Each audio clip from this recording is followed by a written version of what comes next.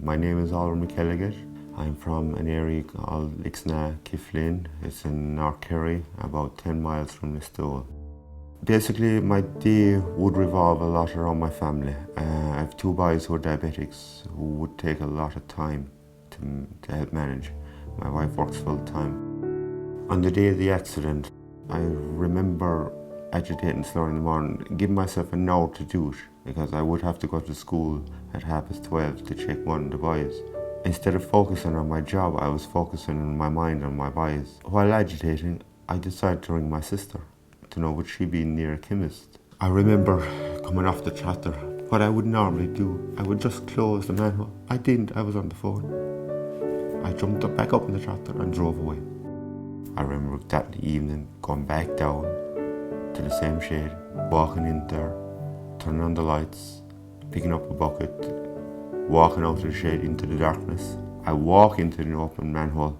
I remember reaching up and failing to reach the top of the manhole. I remember sinking down. It happened slowly. It was not an instant thing. I remember going to the corner and for some reason there was shuttering pins not cut. I remember grabbing them. They allowed my head to be above, getting up, allowed my head to come above the level of the slurry. I remember the bucket getting that to the floor to stand on, and I had a phone in my pocket that I didn't think about for initially. I had a signal. It was an old style phone. I remember ringing the emergency services. They couldn't track me because I was ringing 999. I gathered my senses a small bit and started ringing numbers from my head. After another 17 minutes, my wife Sheila and a neighbour arrived and handed me down a ladder.